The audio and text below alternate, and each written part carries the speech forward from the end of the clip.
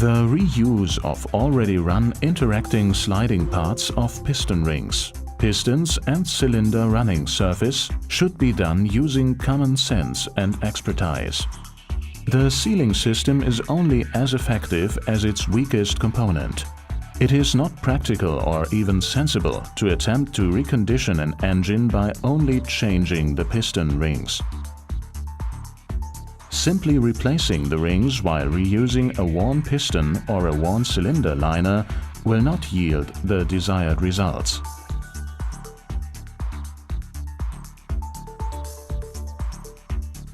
Clean used pistons thoroughly from adhering dirt.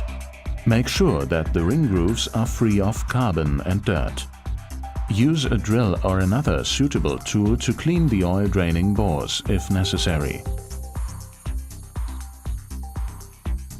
An important check is the visual inspection of the ring grooves for wear. Small scratches, dirt or unevenness causing a very fast abrasive wear of the new piston rings. Pay attention that no damage is caused to the groove sides when removing the carbon. The lower groove side is a sealing face. Damage due to scratches may use high oil consumption or an increased blow-by gas emission during engine operation.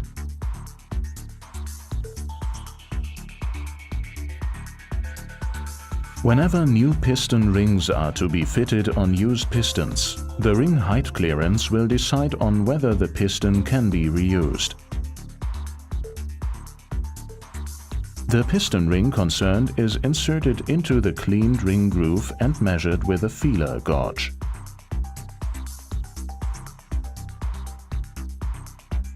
The table shows up to which ring height clearance a piston can be reused. Fitting of the piston rings.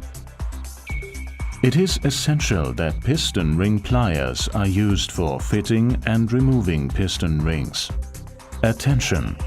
If the piston ring is fitted quickly by hand and without breaking, this may be evidence of the skills of the mechanic, but it will usually result in damage to the piston rings when they are fitted. Except of steel rail oil control rings, never fit the rings manually. Never twist a piston ring during the fitment. If the ring is deformed and no longer lies flat in the groove, it can no longer rotate in it, wears on one side, or will no longer seal properly. Piston rings with molybdenum coating getting small invisible fractures in the coating, a kind of pre-damage. Due to strong overexpansion, the molybdenum breaks out.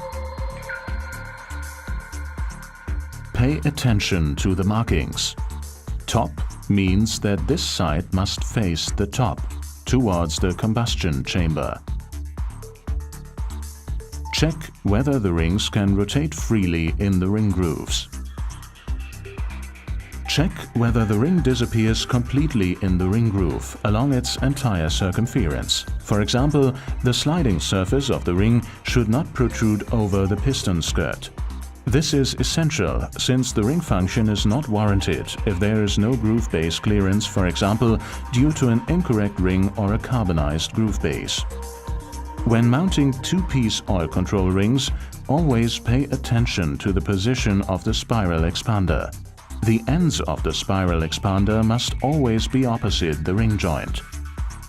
With three-piece rings, the correct position of the expander spring is indispensable for ensuring the oil scraping function. Prior to installing the piston, always check the position of the expander springs on pistons with pre-assembled rings.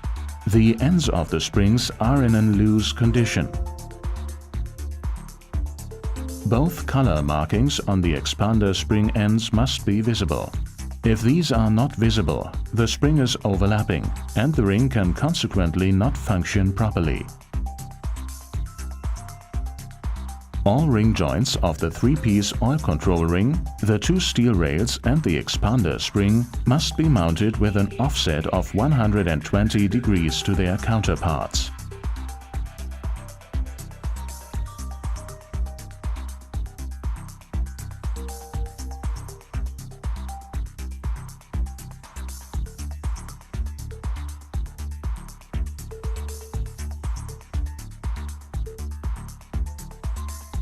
Rotate the piston ring joints of the pre-assembled piston in such a way that the ring joints are approximately 120 degrees offset to each other. This helps the pistons and the rings during the first engine start. Offsetting the joint ends prevents too much blow-by gas from being produced during the first start of the engine, and therefore the engine starts poorly.